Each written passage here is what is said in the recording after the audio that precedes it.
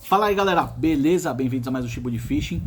Pessoal, hoje eu vou falar um pouquinho, meio que uma conversa, um desabafo, sobre a questão da gestão de algumas unidades de conservação, né?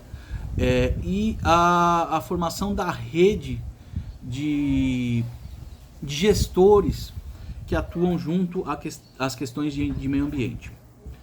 Por muito tempo, no meu modo de ver, tá? Deixando sempre claro que é o meu modo de entender as coisas, e eu já vi muita coisa de perto, porque eu estou numa região que é essencialmente unidades de conservação, inclusive sobrepostas, tá? Então vamos começar. Durante muito tempo, sempre houve muito dinheiro de fundos internacionais financiando atividades de meio ambiente, seja de pesquisa, seja de proteção, seja disso, seja daquilo. Isso criou um fluxo de grana entrando que tornou isso um negócio, né? Um negócio para o governo, um negócio para ONGs, um negócio para poucos, vamos dizer assim. E por muitas vezes isso prejudicando o desenvolvimento local, principalmente das comunidades tradicionais, tá? Então isso é uma realidade muito perto da que eu tenho, tá? Já visto, por exemplo, aqui o conflito da questão da Jureia Itatins, e hoje também do Parque do Prelado, em cima das comunidades caiçaras da Jureia, tá? Então foi criada uma unidade de conservação, de cima para baixo, enfim, não vou entrar no caso. Mas não levaram em conta que já existiam pessoas lá, que essas pessoas precisam ter a sua subsistência e elas já estavam lá antes disso, essencialmente isso. Elas já estavam lá, já utilizavam de forma regular, de forma sustentável os recursos naturais, tá? Então, isso que precisa ser sempre levado em conta. Então vamos lá, a questão das unidades de conservação. A gestão do meio ambiente, né? Coloquei a questão da grana, que tinha muita grana. Hoje as tetas estão secando um pouco, porque as questões ambientais saíram um pouquinho da questão do foco, né? Ou eventualmente alguns estudos não tiveram resultados, ou os estudos foram inconclusivos, ou sempre o estudo precisava de um outro estudo, e chega uma hora que o financiador fala, não, eu já estou, sei lá, há X anos financiando esse mesmo estudo e nunca conclui, aí seca, né? Ou às vezes o dinheiro vai para outro lugar mesmo. Os fundos tem autoridade, tem autonomia sobre aonde vão investir. Então, enfim, eu posso tirar o dinheiro daqui, colocar ali em outra atividade e pronto, acabou. E outra coisa que impacta muito é o viés ideológico de muitos dos gestores, tá? Eu não vou generalizar porque eu conheci gestores que são muito bola para frente, muito pessoas que conversam de uma forma legal, pensam e entendem a questão das comunidades, do uso sustentável das coisas, principalmente da questão do turismo, né, em si, seja o turismo de pesca, o turismo de contemplação, o turismo de base comunitária, enfim. E alguns gestores que eu acho que hoje em dia ainda é mais da metade, isso se não for mais do que 60% a 80% dos gestores de unidades de conservação, são ecoxiitas. Tem o viés ideológico de que nada se pode, vamos deixar lá, e o humano que, né, as comunidades que se virem, vão para outro lugar e arrumem outro meio, tá? E eu acho que não é assim que deve ser feito.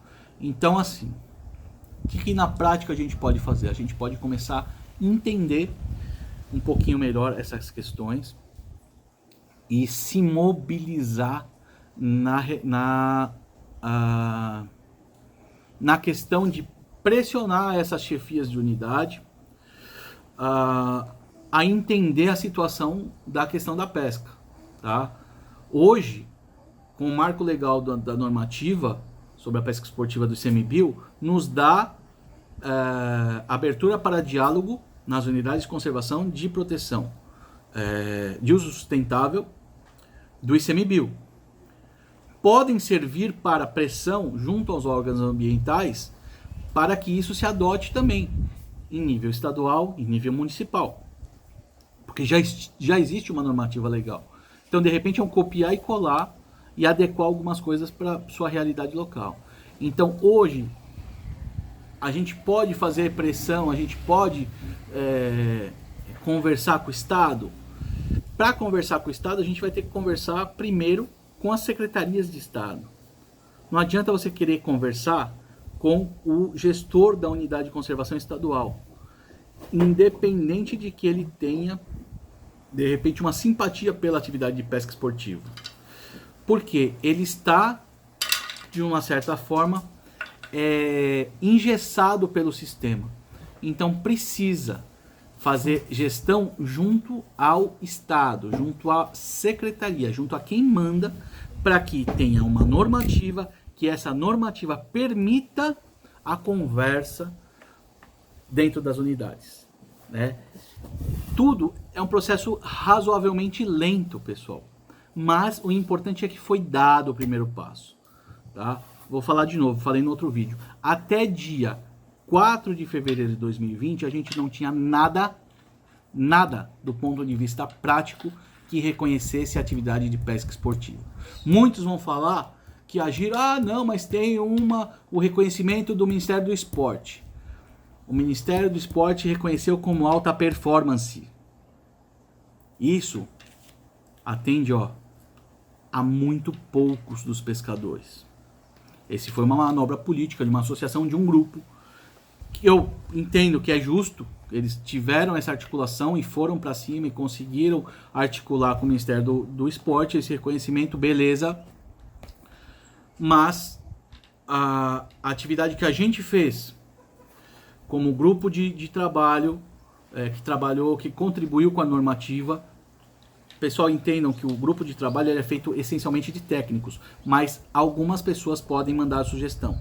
Eu fui contemplado como uma delas e levei algumas questões e que foram contempladas, incluídas, essencialmente para não ser uma questão só da Amazônia, né? A gente entendeu que precisava ser uma normativa que regisse o Brasil inteiro, né? E nisso a gente conseguiu ter uma atenção nesse ponto.